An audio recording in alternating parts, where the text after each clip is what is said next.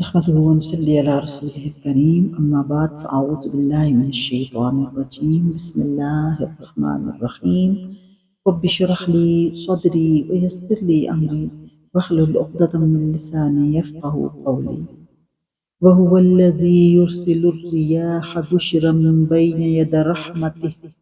اور وہ ایسا ہے کہ اپنی باران رحمت سے پہلے ہواؤں کو بھیجتا ہے تاکہ وہ خوش کر دیتی ہیں حتی اذا اقلت سحابا ثقالا یہاں تک کہ جب وہ ہوائیں بھاری بادلوں کو اٹھا لیتی ہیں سقناہ لبلد میت فانزلنا به الماء تو ہم اس بادل کو کسی خشک سرزمین کی طرف ہانک لے جاتے ہیں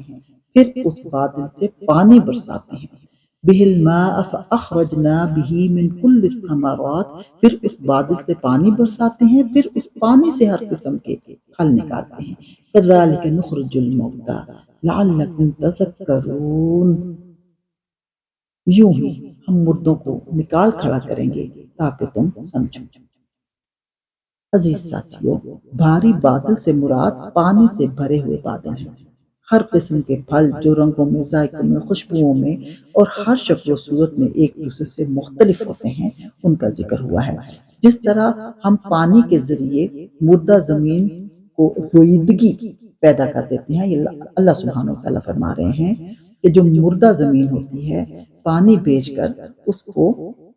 تر و تازہ کر دیا جاتا ہے اس میں رویدگی پیدا ہو جاتی ہے اور وہ انواع و اقسام کے غلہ اور پھل پیدا کرتی ہے اسی طرح قیامت والے دن تمام انسانوں کو جو مٹی میں مل کر مٹی ہو چکے ہوں گے ہم دوبارہ زندہ کریں گے اور پھر ان کا حساب لیں گے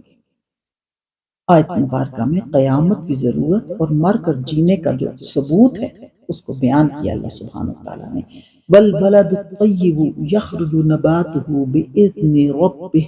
اور جو ستھری سرزمین ہوتی ہے اس کی پیداوار تو اللہ کے حکم سے خوب نکلتی ہے والذی خبث لا یخرج الا نکدا اور جو خراب ہے اس کی پیداوار بہت کم نکلتی ہے کذالک نصرف الآیات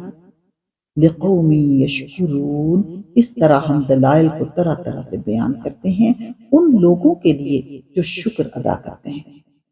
آیت مبارکہ میں اشارہ ہے کہ رسول پاک صلی اللہ علیہ وسلم کی آمد اور خدائی تعلیم اور ہدایت کے نزول کو بارانی ہواؤں کے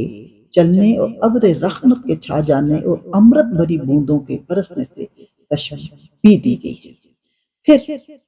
بارش کے ذریعہ سے مردہ پڑی ہوئی زمین کے یکایک جی اٹھنے اور اس کے برتن سے زندگی کے خزانے ابل پڑنے کو اس حالت کے لیے بطور مثال پیش کیا گیا ہے جو نبی کریم صلی اللہ علیہ وسلم کی تعلیم و تربیت اور رہنمائی سے مردہ پڑی ہوئی انسانیت کے یکایک جاگ اٹھنے اور اس کے سینے سے بھلائیوں کے خزانے ابل پڑنے کی صورت میں ظاہر ہوتی ہے پھر یہ بتایا گیا ہے کہ جس طرح بارش کے نزول سے یہ ساری برکتیں صرف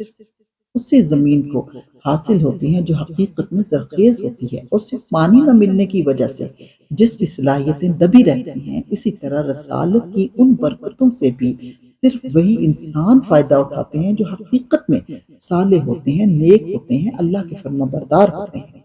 اور جن کی صلاحیتوں کو صرف رہنمائی نہ ملنے کی وجہ سے نمایاں ہونے اور برسر کار آنے کا موقع نہیں ملتا رہے شر پسند انسان تو جس طرح شوریلی زمین باران رحمت سے کوئی فائدہ نہیں اٹھاتی بلکہ پانی پڑتے ہی اپنے پیٹ کے چھپے ہوئے زہر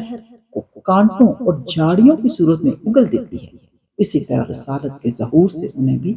کوئی نفع نہیں پہنچتا بلکہ اس کے برعکس ان کے اندر دبی ہوئی تمام خباثتیں ابھر کر پوری طرح برسر کار آ جاتی ہیں عزیز ساتھیوں اسی تمثیل کے بعد کہ کئی رکوعوں میں مسلسل تاریخی شواہد پیش کر کے واضح کیا گیا ہے کہ ہر زمانے میں نبی کی بعثت کے بعد انسانیت دو حصوں میں تقسیم ہوتی رہی ہے ایک طیب حصہ جو فیض رسالت سے پھلا اور پھولا اور بہتر برگبار لایا اور دوسرا خبیث حصہ جس نے کسوٹی کے سامنے آتے ہی اپنی ساری کھوٹ نمایاں کر کے رکھ آج ہمارے سامنے انسانیت کی اس آیت کے حوالے سے سب سے بڑی مثال جو کہ شر پسندی کے حوالے سے ہے، وہ اسرائیل ہے، جو اس وقت اللہ سبحانہ و تعالیٰ کی نافرمانیوں کو کی جو حدیں ہیں ان کو پار کیے ہوئے ہیں۔ اور اسی طرح کی کئی مثالیں کئی ریاستوں میں آپ کو ملیں گی، جو کہ مسلمان ریاستیں ہیں ان کے اندر بھی یہ مثالیں موجود ہیں، لیکن وہ اس چیز سے بالکل بے خبر ہیں کہ اللہ سبحانہ و تعالیٰ کس وقت اچانک کس قسم کا عذاب نازل کرتے ہیں۔ عزیز ساتھیو، رسول کریم صلی اللہ علیہ وسلم نے بیان فرمایا کہ مجھے اللہ تعالیٰ نے علم ہدایت دے کر بھیجا ہے۔ اس کی مثال اس موسلا دھار بارش کی طرح ہے جو زمین پر برسی۔ اس کے جو حصے زرخیز تھے انہوں نے پانی کو اپنے اندر جذب کر کے چارہ اور گھاس خوب اگایا، یعنی بھرپور پیداوار دی، اور اس کے بعض حصے سخت تھے جنہوں نے پانی کو روک لیا، اندر جذب نہیں ہوا، تاہم اس سے بھی لوگوں نے فائدہ اٹھایا، خود بھی پیا، کھیتوں کو بھی سیراب کیا اور کاشتکاری کی، اور زمین کا کچھ حصہ بالکل چٹیل تھا جس نے پانی روکا اور نہ کچھ کیا۔ بس یہ اس شخص کی مثال ہے جس نے اللہ کے دین میں سمجھ حاصل کی اور اللہ نے مجھے اس چیز کے ساتھ بھیجا، اس سے اس نے نفع اٹھایا، بس خود بھی علم حاصل کیا اور دوسروں کو بھی سکھلایا۔ اور مثال اس شخص کی بھی ہے جس نے کچھ نہیں سیکھا اور نہ وہ ہدایت ہی قبول کی جس کے ساتھ مجھے بھیجا گیا۔ یہ بات ہے صحیح بخاری میں۔ لقد ارسلنا نوحا الى قومه، ہم نے نوح علیہ السلام کو ان کی قوم کی طرف بھیجا۔ فقال یا قوم اعبدوا اللہ ما لکم من الہ غیرہ، تو انہوں نے فرمایا اے میری قوم تم اللہ کی عبادت کرو، اس کے سوا کوئی تمہارا معبود ہونے کے قابل نہیں۔ انی اخاف علیکم عذاب یوم عظیم، کوئی معبود ہونے کے قابل نہیں، مجھ کو تمہارے لیے ایک بڑے دن کے عذاب کا اندیشہ ہے۔ عزیز ساتھیو، حضرت نوح علیہ السلام اور ان کی قوم کا جو حال قرآن مجید میں بیان کیا گیا ہے، اس سے یہ بات صاف ظاہر ہوتی ہے کہ یہ قوم نہ تو اللہ کے وجود کی منکر تھی، نہ اس سے نا واقف تھی، نہ اسے اللہ کی عبادت سے انکار تھا، بلکہ اصل گمراہی جس میں وہ